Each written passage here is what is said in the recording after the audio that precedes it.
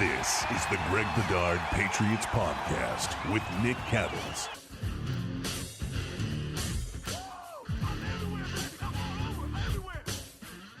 Well, that was certainly better than last week against the New Orleans Saints. My goodness. The Greg Bedard Podcast with Nick Cattles, brought to you by Legends, a premium athletic apparel built for the modern athlete, owned by some of your favorite athletes, including Willie McGinnis, number 55 himself. Greg, before we get into the game and the film breakdown, just a couple of things outside of the game that I wanted to ask you about. First, we had the quick embrace in the postgame between Belichick and Brady, and I feel like the Belichick haters were lining up to kill him because, it was a 2-second hug. But then we found out that Brady and Belichick met for 15, 20 minutes in the Tampa Bay locker room area, undisclosed room. And it seemed like it was a pretty good meeting. Just your thoughts on that meeting and why it happened, when it happened.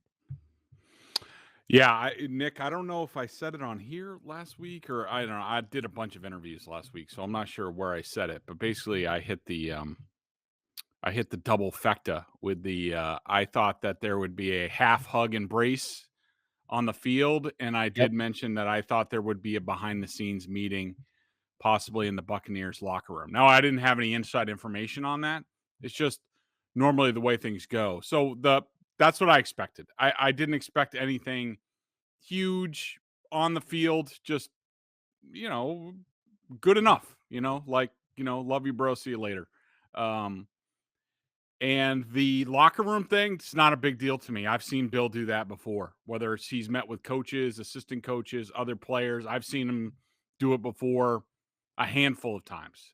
So that he did that is not unusual to me. I think it's good that they got that time together by themselves. And, I assume it was, there's really in the visiting locker room at Gillette, there's basically like one doorway that leads to the training room and where the coaches get dressed and stuff like that. So there's plenty of space back there for them to have a little private conversation.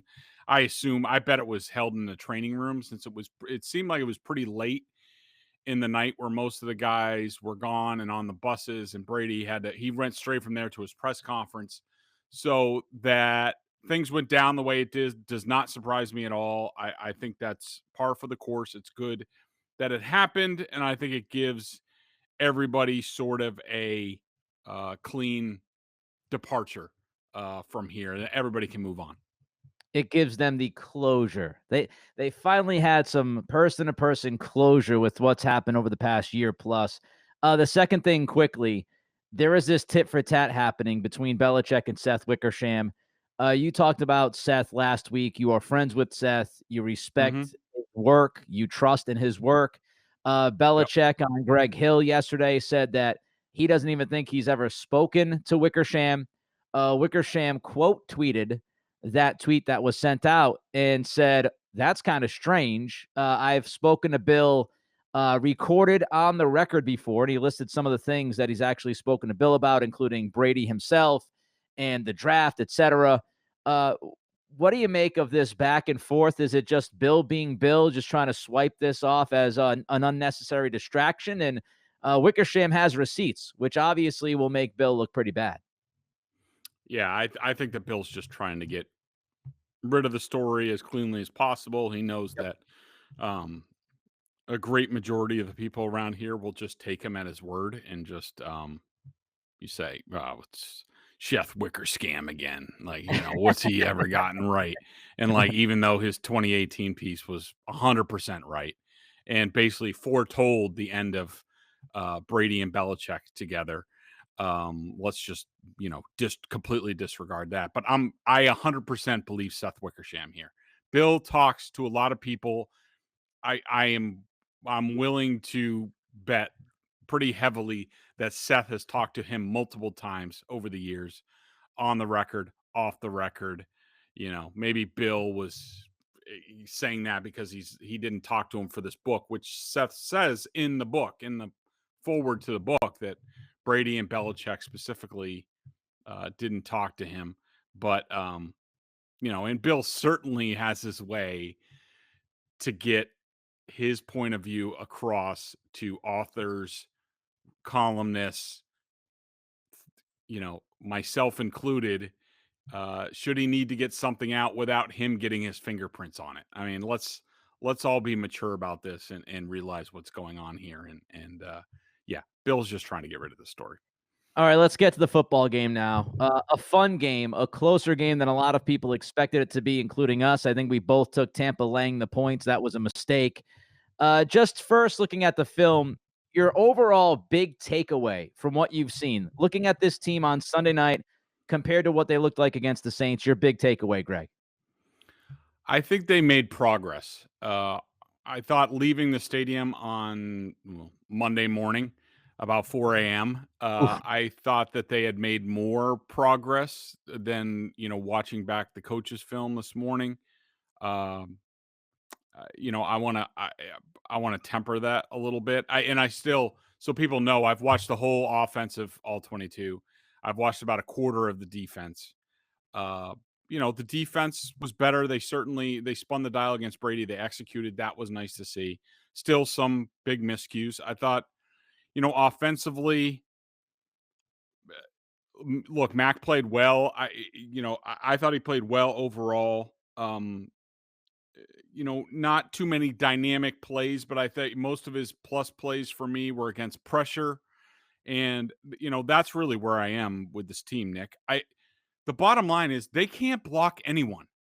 Like, and I'm sure we'll dig into it later, but like the offensive line can't block, and multiple people. Isaiah Wynn can't block. Owenu gets benched. David Andrews now suddenly in the last 2 games can't block anyone. Shaq Mason has been fine. I mean, he wasn't perfect, but he was pretty good. And right tackle, we know, has been a disaster. The wide receivers can't block anyone. The tight ends can't block. The running backs can't pick up the blitz. Like, what? I don't understand what the hell is going on down there. Like, I have never seen anything like this from their blocking operation. And, for anyone out there, and I've even seen, I think the Ringer did something about Mac Jones's decision making and this and that. And first of all, just remember that most analysts, especially people who you don't really know their background and are younger, they come from a certain let's say bias when they look at certain players, and they're used to certain players and they prefer a certain type of player. Matt, there's been nothing wrong with Mac Jones's decision making. Has it been perfect? No, he's played 4 games. Did he miss Hunter Henry in the end zone, in the red zone? Yes. In this game, yeah, he needs to put it on him. But Mac Jones is doing just fine, and he's playing well. He's not being dynamic or anything, but that's because they're not freaking blocking for him, Nick. Like, it's unbelievable. They can't, even when they try to do a shot play, they never get to it because there's too much pressure. And so until that gets cleaned up, and I don't know how it's going to happen, Nick. I don't know. We're now 4 games into it. This is a group that the previous 2 years have been outstanding and really been the heart and soul of this team. And now there's failures all over the place. I think Bill needs to seriously consider making a coaching change on offense at the offensive line. It's that bad, or at least bring in somebody. Whether, I'm sure people will be Scarnecchia, whatever. I don't know whether he wants to come back. I'm not going to bother him, and I'm not going to ask him. Even though I have his phone number, I'm not going to bother him. But something needs to change, because this is not sustainable for Mac Jones. It's not sustainable for this team. They have to clean up the blocking. It's not nowhere near good enough. Yeah, and it's incredibly unpredictable. It's the most unpredictable thing about this team so far this season is the offensive line play. All of us, if you had to write down the givens about this team, I would imagine that everybody would say it was a given that this offensive line would be good. Maybe not everybody felt as bullish on this O-line as you and I did. We said this could be the best O-line in football this year. It could be top 3. I don't think anybody would have said, oh, that offensive line is going to stink. That offensive line is going to be unable to protect. So if they've got to send up the Dante signal, a la Batman signal, if that's what they got to do, that's what they got to do. A couple of other things before we move on here. So the fourth down decisions by Belichick, there was one near the end of the half, and then, of course, there was the end of the game one, 4th and 3. Let's start with the one near the end of the half. Was it the right decision by Belichick? I like that decision, Nick. I even tweeted in real time. I was like, this is a big part in the game right here. I mean, if they give the ball back to Brady at midfield with them getting the ball to start the second half, all of your good work, and they were leading 7-3 at the time. So the game was exactly where the Patriots wanted it at the time. Going for it there and failing, and look, and the decision making here and at the end of the game, again, I think all roads trace back to the offensive line largely. Like if you have confidence in the offensive line and that you're going to get protection and Mac Jones isn't going to have, Devin White in his mug as soon as he turns around, then you probably go for it in both spots.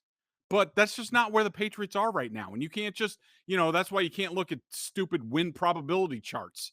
Like, because it doesn't take everything into consideration, including the fact that your offensive line can't block and your tight ends can't block and your running backs can't pick up the blitz with consistency.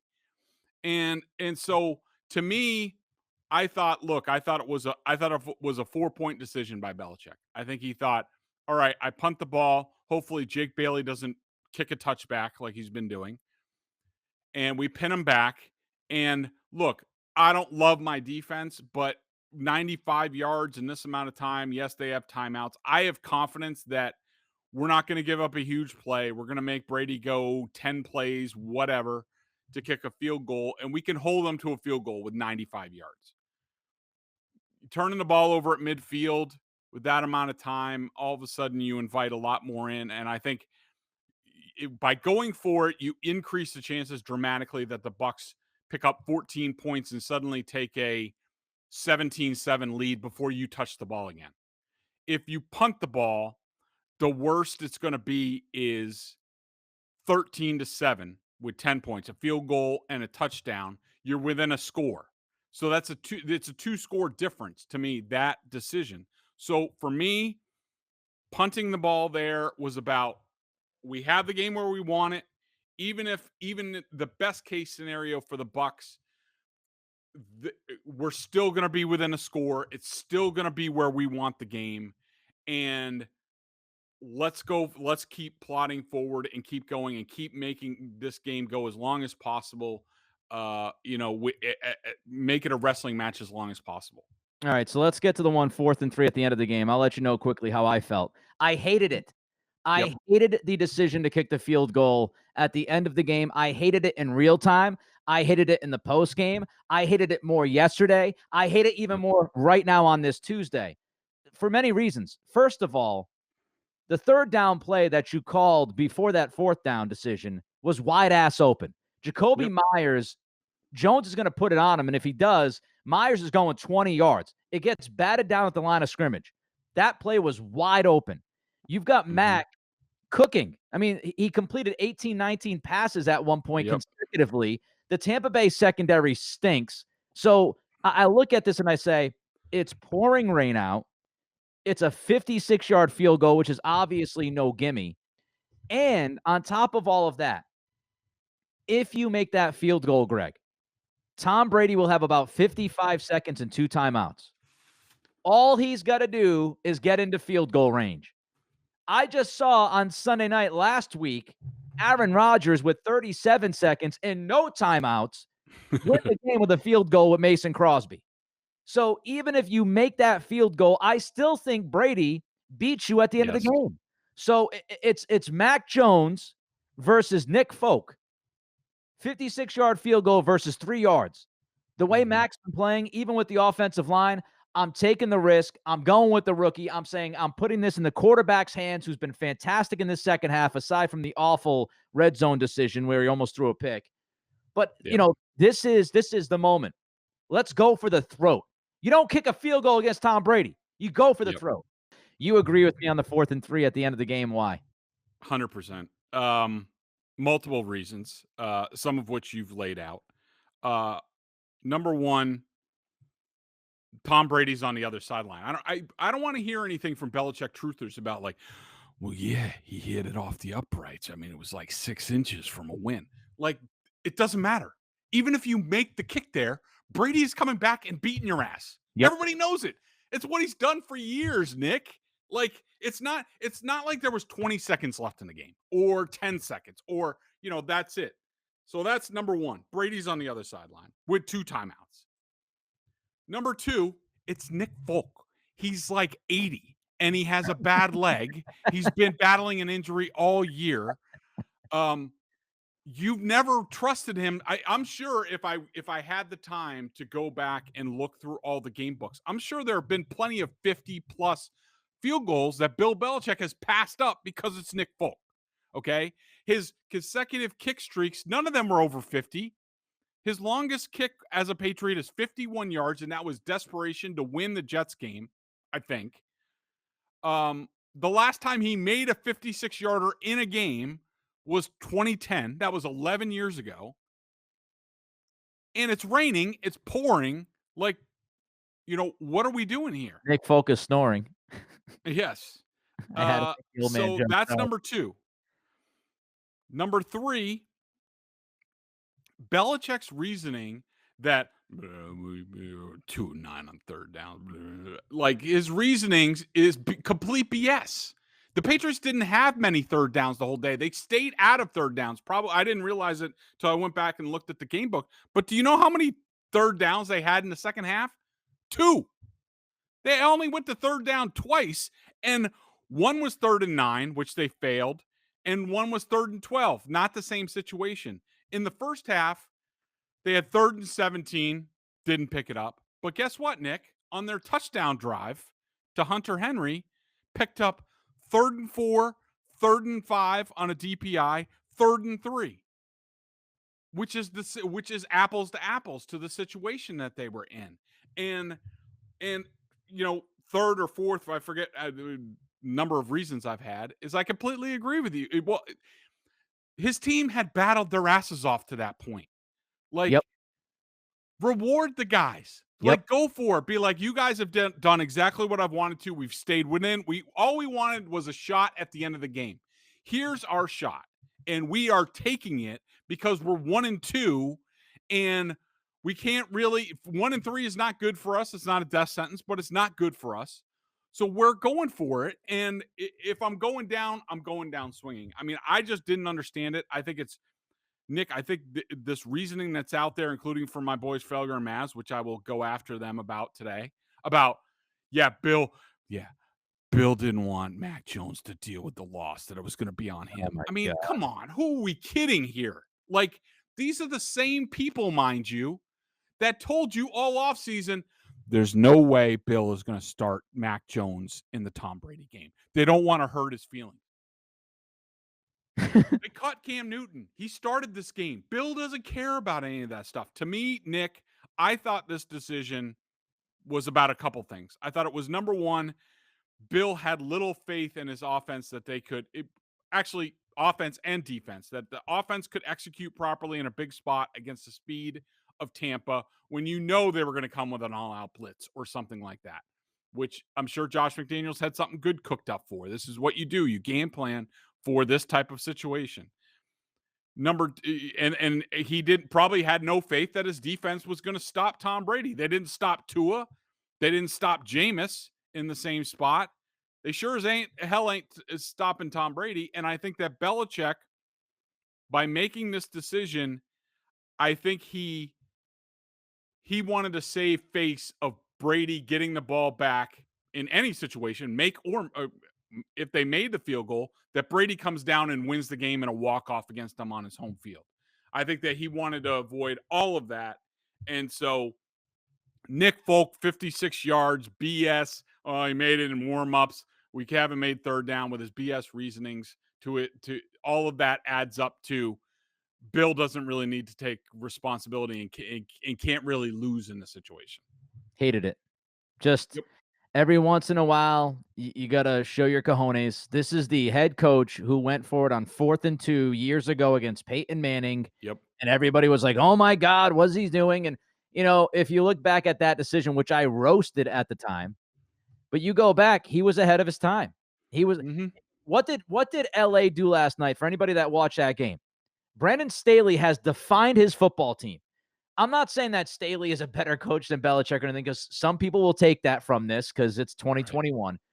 But Staley has defined his football team. Last night, he's going for it on fourth down multiple times. It's a huge fourth down in the fourth quarter, I think from his own 44, whatever it was, and he's going for it.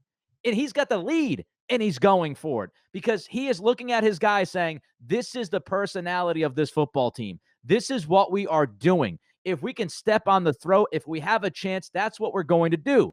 And the guy who called for a 4th and 2 against Peyton Manning years ago is staring at a 4th and 3 on his home field against a Tampa Bay secondary who has a bunch of Jags out there. Yep. Richard Sherman, who got his ass torched all night long. They should have went after him more. You have three starting secondary guys, 3 of your cornerbacks gone in this game. You've got you've got one of the safeties. I think it was Whitehead. I think, or it was I don't know, one of the 2 guys in the back end. He's getting evaluated for a concussion in the back. I mean, this is a bunch of dudes in that secondary. Yep. Drove me nuts. Let's talk about the defense for just a minute because I know you've only watched a quarter. Was it more about Brady being erratic off on Sunday night? Was it more about the Pats defense, or was it kind of just 50-50?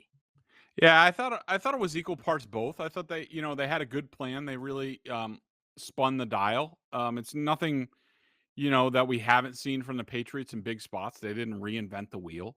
I thought it was look, when in the conversations that I've had with Brady over the years, Brady always told me that Rex Ryan defended him the hardest, that Rex Ryan made him work the hardest. And I thought that this was a very Rex game plan from the Patriots, where you every snap, the where the rush is coming from is different.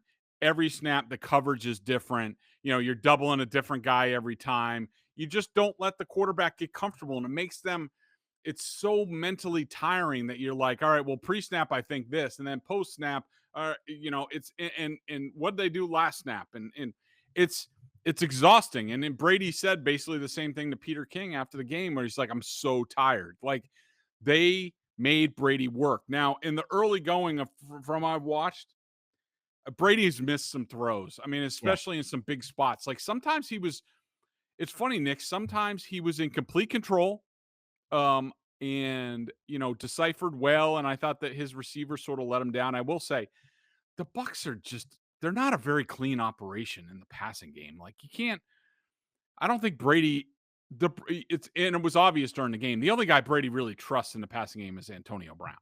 I don't think he has a whole lot of faith. Godwin's a good player, but I don't think he has a lot of trust on where he's going to be or how he's going to react. Same thing with Mike Evans. I think that AB, he has a lot more faith in.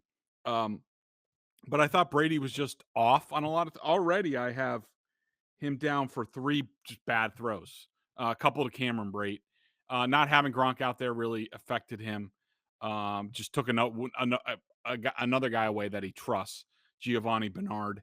But I thought that the Patriots also did, a nice job sort of mixing and matching. They covered well.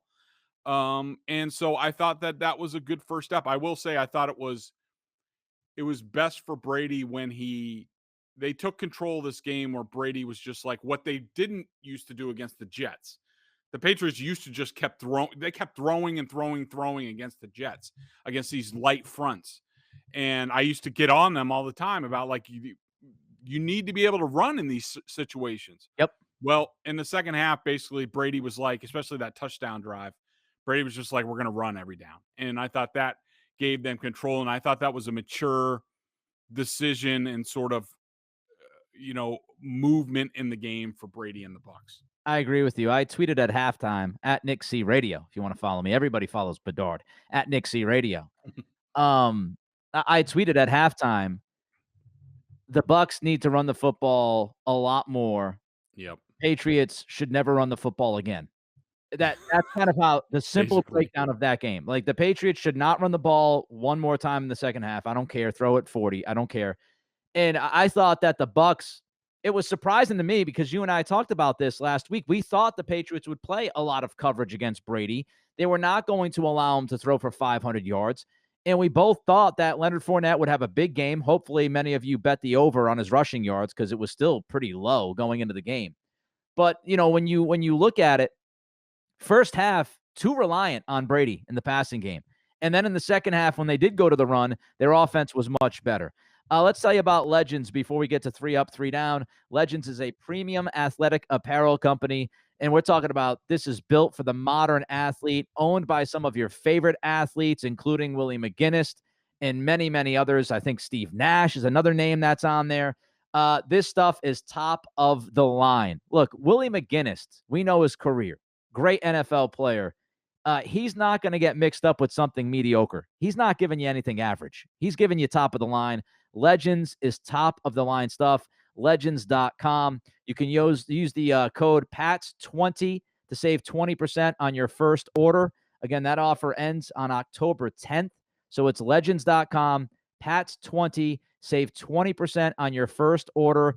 Even Greg looks fantastic with this stuff on. It's tough to believe, but his kids, his wife, they're telling him he looks like the Dwayne Johnson walking through his house when he puts this stuff on. He looks like The Rock himself. Legends.com, PATS20, save 20% on your first order.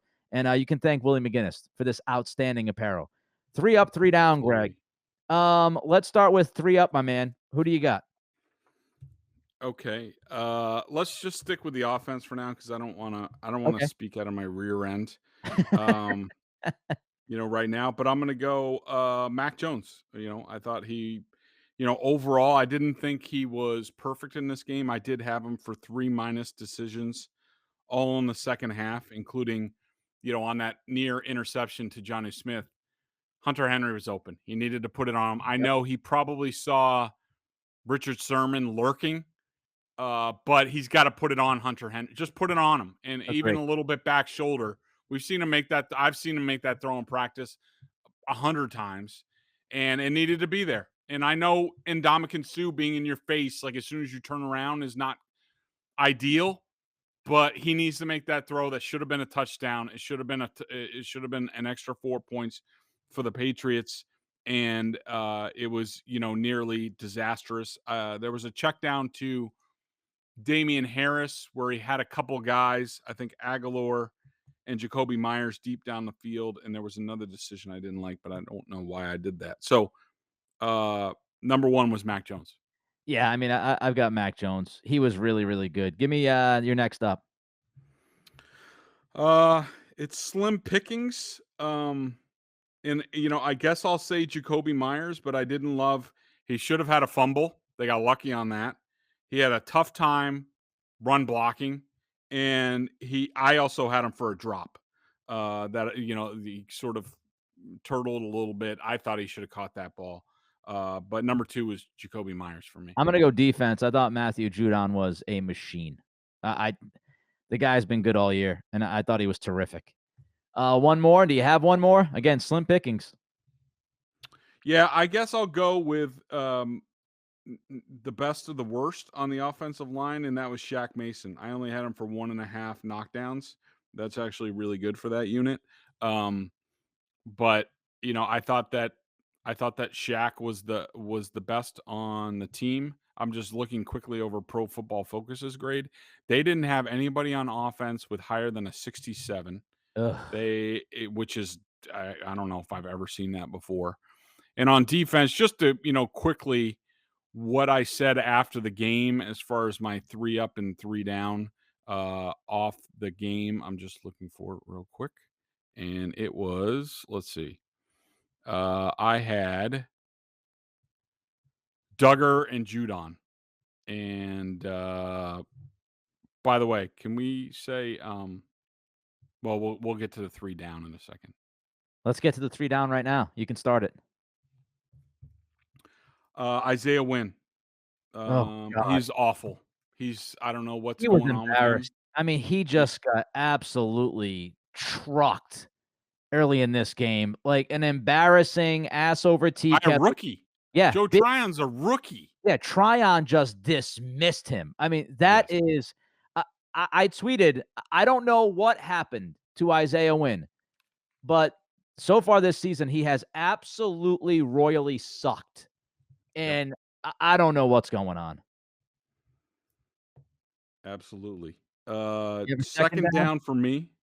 I'll go with, again, picking between. Well, let's just go with right tackle. Combination between Haran and Durant. They combined, they were not good. Yeah, J.J. Taylor. When you get your opportunity, Oh don't yeah, fumble the good one. damn football. I mean, that's 3 points right there. That such a gigantic turnover. Again, like the Miami game. This game is winnable. Stop the mistakes. The Taylor fumble was huge. Who else you got, Greg? I'm gonna go Chris Collinsworth because during the telecast, Hold he on. actually I have Collinsworth written down. If I could, I have nice. I had my joke, Collinsworth. It was all lined up. You beat me to it.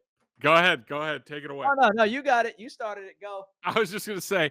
So I was listening to the broadcast during the game, and Chris Collinsworth says, Al, I think that Dietrich Wise is the best defensive player on this team. And I was just like, I just about fell out of my chair in the press box. Like, I think I coughed up a cookie or something like that. Like, Uh, what? This dude partially owns Pro Football Focus. Like, wait, hang on. I need to look at the season. I'll do it while you're talking. But then he also said that, Al, this Patriots defense really misses Juwan Bentley, who's really their best downhill linebacker. Like, bro, what are we doing here? Like, could you have two worse statements? But I'll let you take it away because I just the want to see where Pro Football Focus, Collinsworth's site, has Dietrich Wise ranked. the Wise shit was priceless. Like, as soon as he said that, everybody watching that game that knows anything about the Patriots just stopped in their tracks, and we all felt like we were living in some kind of alternate universe. In what world is Wise the best defensive player? And like, you're watching Matthew Judon just dominate stretches of this Mhm. game, and I don't know. I don't know what took over. I'm going to give him too much credit. Maybe someone took over his body, his soul, his mind. Something went wrong. Maybe he had a stroke and just try to like figure out what was. Maybe he thought it was Judon. Judon wears the sleeves, so I don't know if you could do. I don't know. That was bananas. And all of us, you could see on Twitter, everybody was like, "Did he just call Wise the best defensive player on this team?" So I figured out why. You go to profootballfocus.com, where Chris Collinsworth is a part owner, Oh and boy. guess who is the number one rated defender on the Patriots? Oh, That shameless. would be Dietrich Wise Jr. Like, Shameless. this shows you this is why, like, yeah, but guess where he's ranked in Pro Football Focus? Like, come on. Seriously? Like, who watches the Patriots and thinks that Dietrich Wise is their best pound for pound defensive player? Like, Chris give me Collinsworth. Adrian Phillips, give me McCourty, give me Judon, give me a bunch of different guys. I'd Give even me take Barmore. Juwan Bentley over Dietrich I Wise. take Barmore over Wise. Hell yeah. Oh my God. All right, one more Jonathan down. Jones. One more Jeez. down, a guy that we love, but Oh, I've got to say, Matthew yep. Slater. What the bleep? Like, what? You can't keep running out of bounds for 30 yards, Matthew. Like, you've been in the league for 100 years. You're one of the best special teams players that we've ever seen, as people would say. And you make that kind of that critical mistake and the J.J. Taylor fumble, just game changing, just inexcusable. The BostonSportsJournal.com member question of the day: $39.99 on their annual plan. Not only do you get top-notch analysis of all the Boston pro sports, but if you're a Pats junkie, and of course you are, then a membership at BSJ gives you access to a ton of video analysis Bedard does on the coach's film and direct access to him in weekly chats. Again, it's BostonSportsJournal.com. $39.99 on the annual plan. Greg, you let me know that you would get a question. Hopefully you got a question. Yes, I have a question, and I am just trying to scroll for it because I had it Hopefully here it and wasn't now I on lost it. Facebook. No, it's on Twitter. Did the outage get the best of it? Oh boy. Let's Instagram. see. Instagram. No, yeah, the outage. Where is it? Anyways, they one of the I can't find it now, but just one of the readers wanted to know, like, what is the deal with the offensive line? Why have they fallen off, and why would they fall off like this? I mean, it's a longer discussion that maybe we'll get in on Thursday, and I'll especially start asking more questions about it. But I'm astonished by this. I really wonder if look, we've talked about the second year after Dante Scarnecchia thing. I also wonder, look, maybe Cole Popovich, who was not retained or at least is on ice Yep. while taking the COVID shot for whatever reason. He maybe has a personal reason at home, wife pregnant, some who knows. Maybe he was sort of the tough person in that room.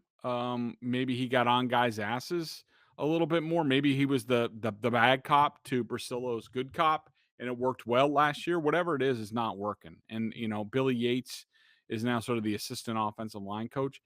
It's not good enough, and like it's sloppy technique stuff. Like David Andrews got beat very early in this game, and first of all, they could not block Vita Vea like to save their lives. And David Andrews just he lunged and didn't move. He stopped moving his feet. Like it's like basic stuff that I don't know. The attention to detail is missing.